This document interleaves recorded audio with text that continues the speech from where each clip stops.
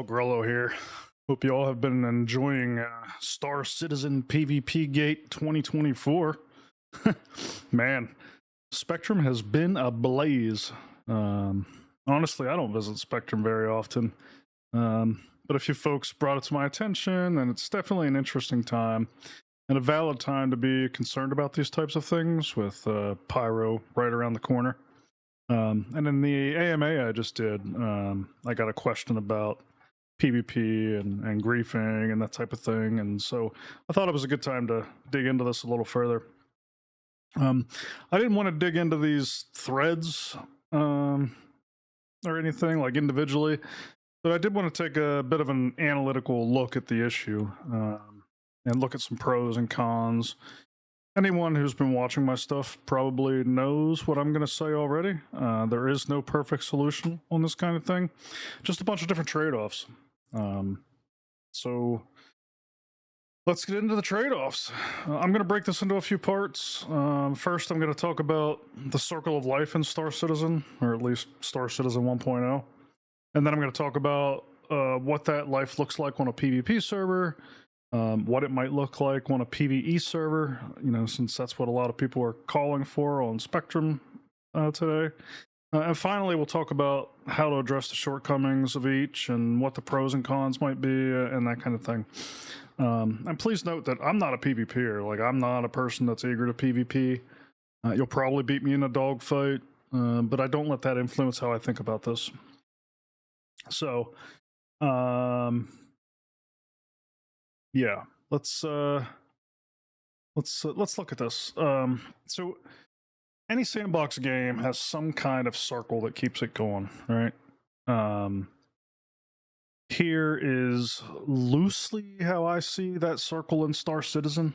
I see it starting kind of over here with gathering, before it progresses to transportation, and then the storing of those goods, and then kind of using those goods to craft and eventually build, and then ultimately defend what you've crafted, what you've built, and then kind of using whatever you've crafted and built as a platform for gathering more. And when I say gathering, like, you know, Star Citizen, that could be a lot of things. It could be literally like mining and resources that you're digging out of the ground. It could be, you know, scrap metal you're getting off ships. It could be components that you're getting from down ships. It could be data that you're running, you know, once data and hacking comes into the game. It could be a lot of things, right? But in general, like, you're gathering something, you're taking it, you're putting it somewhere, you're doing something with it. Like, that's kind of the loop that we'll have in Star Citizen 1.0. And there's a lot more to that loop, but that kind of, in a nutshell, that's going to be it. All right. Now, if we let the circle just repeat, like, indefinitely, like, if you just go round and around the circle, you keep gathering, you keep crafting, you keep building, like, eventually there's going to be a point where there's no more point in building. So in a typical sandbox game, at least as far as I can tell, there needs to be something to keep that in check, something to kind of check your progress, check your growth, maybe knock you back a few pegs. All right.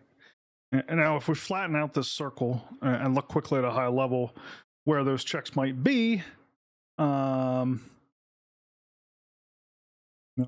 I kind of drew this out and got something like this, where, like, at each step, whether you're gathering, transporting, storing, crafting, building, defending, at each step, conflict, and when I'm looking at this right now, I'm looking at what life might be on a PvP server, right? I said that's where we're going to start. But at each step, conflict has a chance to set you back. Like, while you're out gathering, there may be conflict that erupts that causes you to gather less, lose everything you've gathered, lose all your resources, or at least a portion of them. If you run away successful, you could still leave behind, you know, stuff that you could have otherwise gotten. You may lose your ship completely. You might lose all the gear that is with you. If you make it out of gathering alive and you're transporting those goods, there's another chance for conflict there that could result in ship loss, gear loss, resource loss. And even once you've stored the stuff, wherever it is you're transporting it to and you're taking it, even once you've stored it, in theory, like that storage facility could be assaulted. So that's more conflict, and it carries with it the risk of resource loss. And I'm assuming even like during the crafting and building stages, I'm assuming there will be an opportunity for like disruption of some form. Like, can you assault a base that's in the middle of being built? Could you blow up the drones that are building it? Could you blow up the crafting machine that is pumping out a component? Like, I don't know those answers for sure, but I'm assuming some kind of disruption will be possible there. And then finally, like the defend phase, where you're defending what you've built, like obviously that's a great source for conflict, and brings with it the possibility of territory loss, ship loss, resource loss, building loss, gear loss, like all the things, right? Like all that can be lost during like the defending of anything that you've acquired. And so as you can see, like every single step has growth and power checks. And then at the bottom there, I drew this big circle of like skill-based loss, because that's a thing too. Like you could also lose stuff at various stages just based on your lack of skill. If you're out mining and you do the wrong thing, you let the laser focus on the rock for too long, like boom, you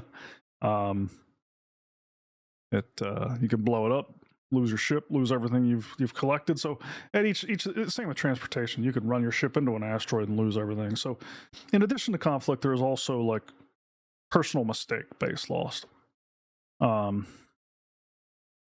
Now, one big con of having player conflict in a sandbox game like this, though, is that it opens the door to griefing. I don't even know if I'm spelling this right. I'm a terrible speller. And this is what everybody hates. Most people I talk to are not opposed to conflict driven by contention over assets or territory or the like. This type of conflict adds to the immersion of the game. Like, it adds that immersion gameplay we're all after. Now, there's some people that might even be opposed to that. I don't know, but most people are unanimously united on hating griefing, myself included. We hate it so bad that some of us would be willing to scrap PvP altogether just to ensure it doesn't happen. And by the way, if I'm misrepresenting like how you may think about this in any way, I welcome and encourage you to provide your perspective, like in the comments below. Just jump in and tell me what your perspective is. Like, if it, or even if I am describing well, I would love to hear that too. But obviously I can't contain all the perspectives, and so I would love to hear more.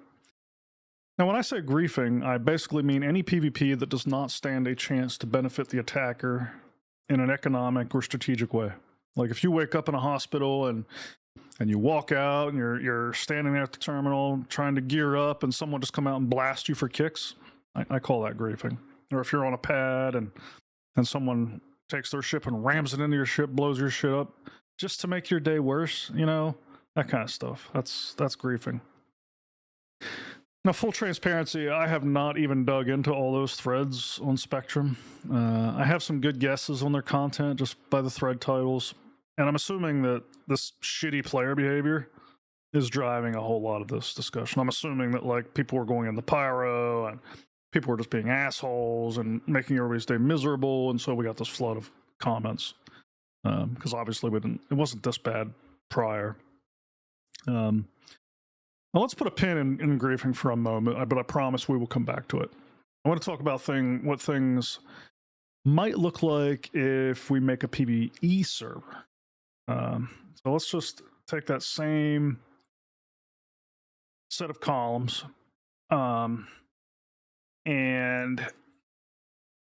what if we make the server PVE? First of all, like, all the player conflict goes away immediately. So all this stuff goes away, right?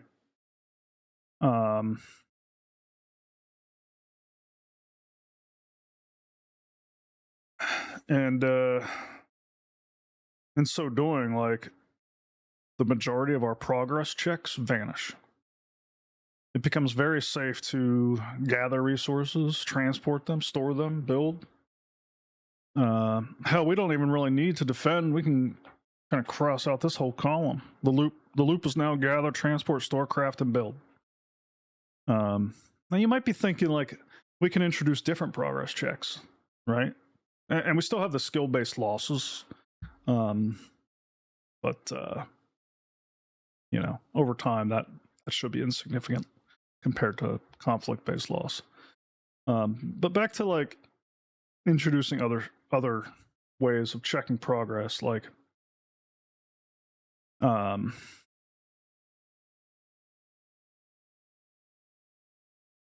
using. So the question here is like, how do we replace PvP as an economy driver? Because that's really what conflict in the previous slides was doing, right? Like,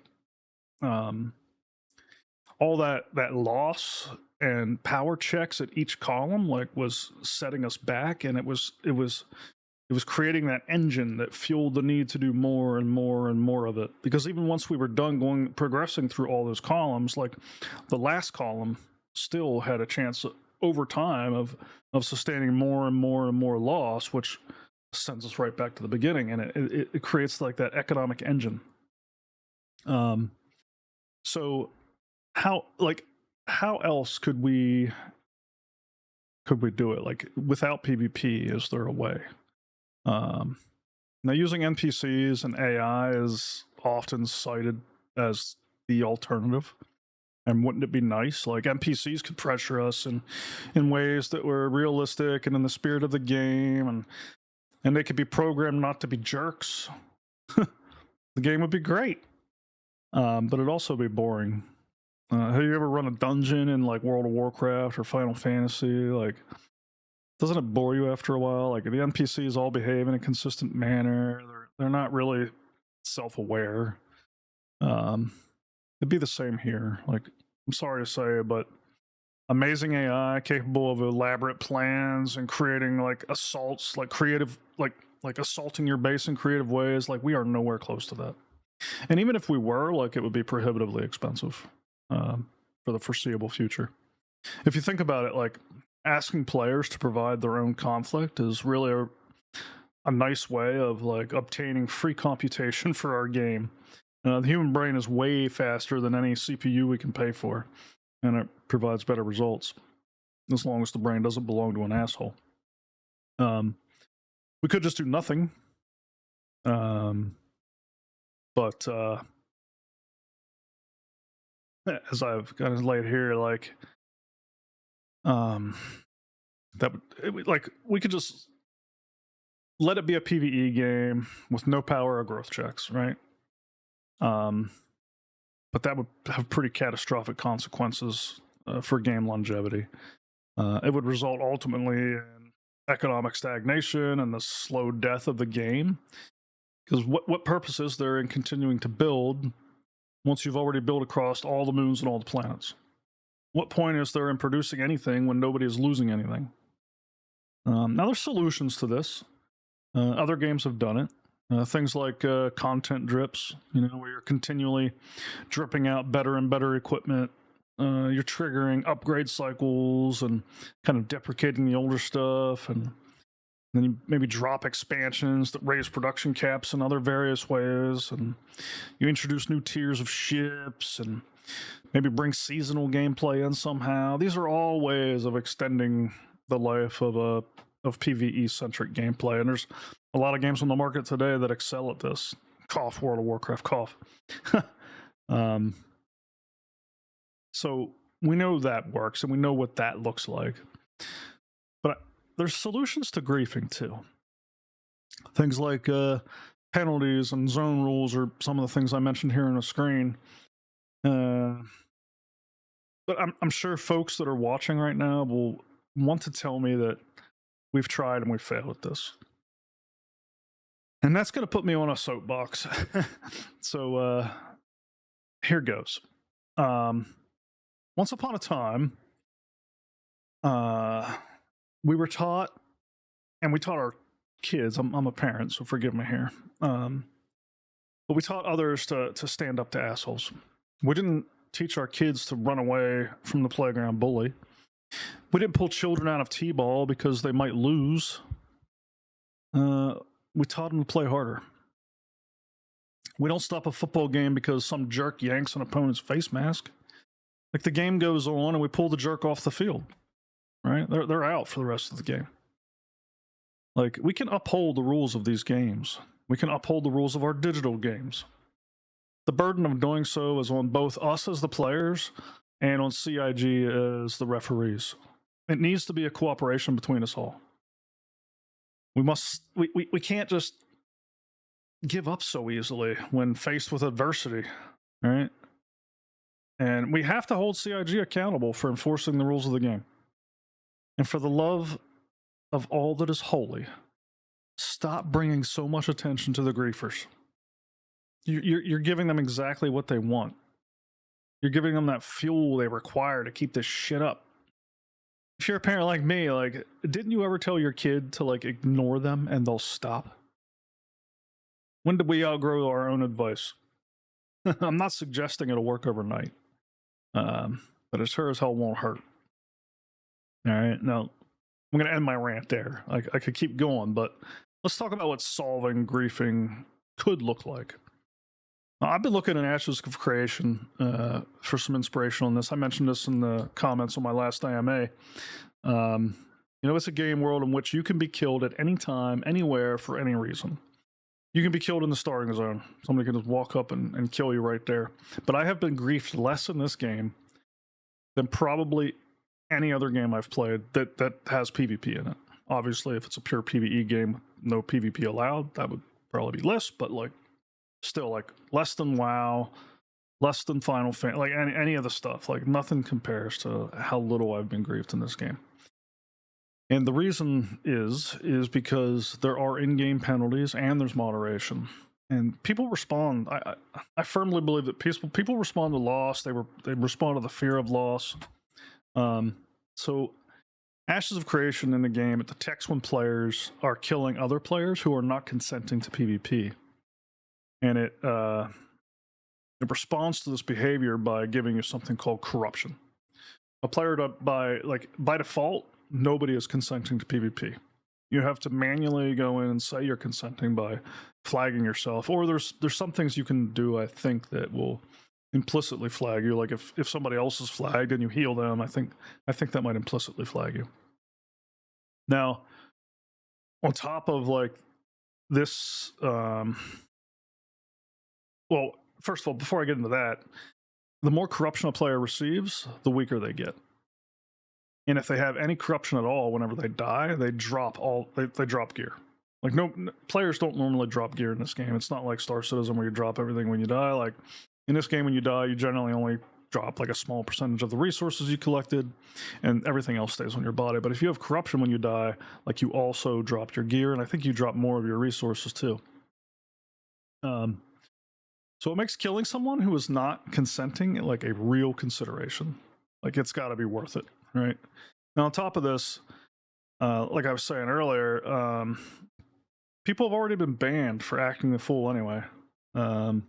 This puts fear into people, just knowing that it could happen. Like, I'm sure a lot of you might have seen the drama around Asmongold jumping into Ashes of Creation, and whenever he did, like, he did so on stream, which was a mistake because everybody started ganking him right in the starting zone. He just kept dying over and over. Obviously, like, people were getting corruption, but they didn't care. Like, it was worth it to kill Asmongold. And it kind of goes back to what I just said, where, like, if you're going to kill somebody and get that corruption, it has to really be worth it. Well, it turns out killing Asmongold's really worth it. But Intrepid responded with a ban wave. They banned everybody that was involved in that. At first, I was kind of annoyed by this. So I'm like, well, shouldn't... people were just following the rules of the game, but the more I thought about it, the more I'm like, no, they're right. Like, the game system will only take you so far. You need active moderation on top of it. And so with those two things combined, it's created a pretty pleasant world to play in. Like, if you haven't tried it, I encourage you to do so. And if you're looking for a place to try it, come over to Unhinged, unhinged.gg. You'll find us there. Now, I'm hopeful that CIG will ultimately consider something like this. Not exactly like this, but in the abstract. Because really what Intrepid has done with Ashes is they've made it far more painful to be a jerk. And the jerks lose far more than anyone else. And I think CIG could do something similar. Like, what if killing non-consenting players, maybe you lost some kind of standing with some faction, kind of like you can gain faction standing with the various factions of the game. Maybe you can lose faction standing with like the UEE or something, or maybe it's not even faction. Maybe it's like karma. Like your karma goes down if you're killing non-consenting players, and the more you lose, the higher your penalties. Like maybe you bring Death of the Spaceman in on this, and maybe like if you lose your final life, your spaceman dies. Like they've talked already about like us losing some amount of reputation or wealth whenever this happens. Maybe if you die with a big negative on your karma or whatever this is, maybe that penalty dramatically increases, so you're losing a lot of reputation or a lot of wealth.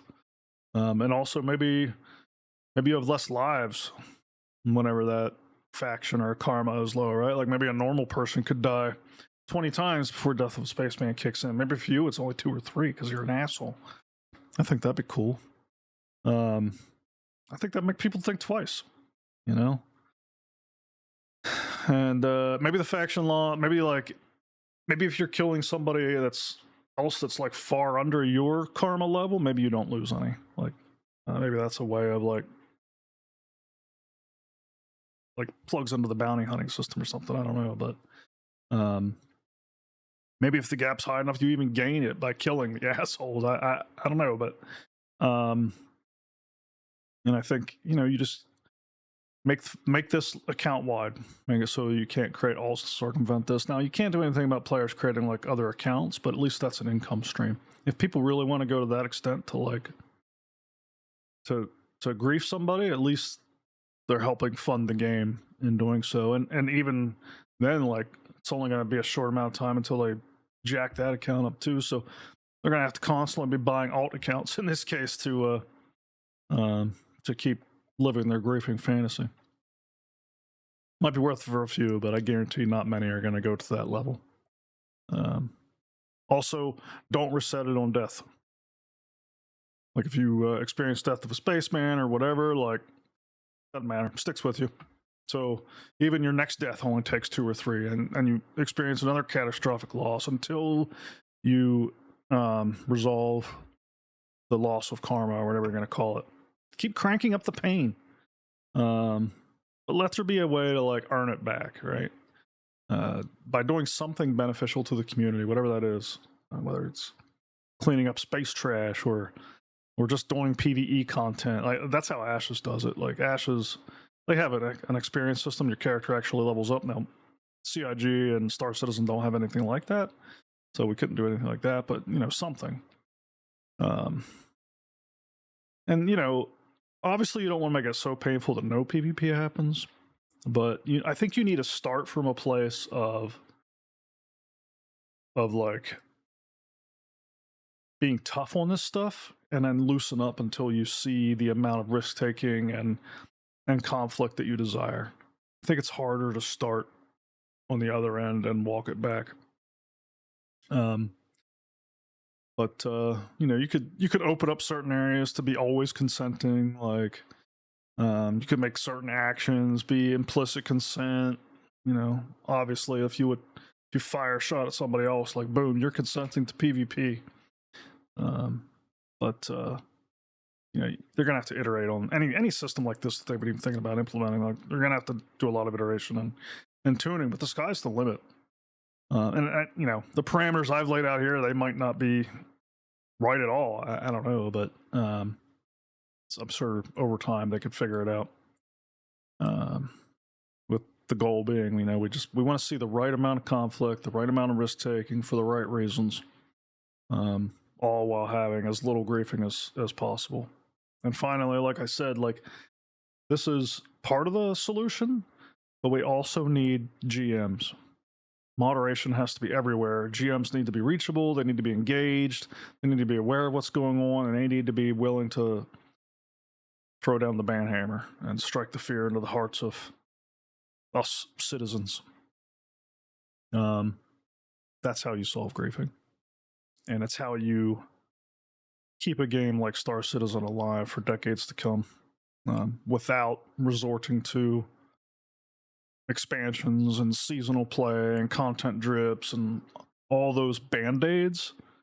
Like, I don't really think a lot of us want that. I think what we want is a living, breathing universe, and to have that, we need conflict. It doesn't work any other way. So I am pro finding a solution to griefing. I am against just eliminating PvP and creating PvE servers. And a lot of people say, well, just give us the option. Like, if people were willing to put up with PvP, let them go to a PvP server, everybody else go to like, even that won't be healthy for the game. Because us as players, we have proven time and time again that we will choose convenience over adversity, and we will make that choice again and again and again until we ruin the game for ourselves. There's plenty of games out there that have shown this to be true, and I'm sure there's like psychiatric studies on this phenomenon. I'm sure somebody can come into the comments and explain this better than I can, but I know it to be true. Like, we will definitely eliminate all adversity until we're bored and the game is terrible and miserable. What say you? What are your thoughts? I know this is a very contentious topic, and I would love to hear from everyone on this in the comments below. Jump in. Let's dig in. I'd love to debate this at length. Now, again, keep in mind, like I said in past videos, debate is not a sign of aggression or us not liking one another. Like, debate is healthy. Like, we need to debate this stuff. That's how we arrive at the best solutions. So let's get to it. And in addition to the comments, hit up on hinge.gg. Follow the link to Discord. Love to have you join us there. A lot of people have already, and it's just getting better and better over there. Every day is better than the one before. It's a lot of fun. So if you're not over there, you're missing out. So come join in. All right. With that, I'll leave you to it. Take care, y'all. I'll see you again very soon. Grolo out.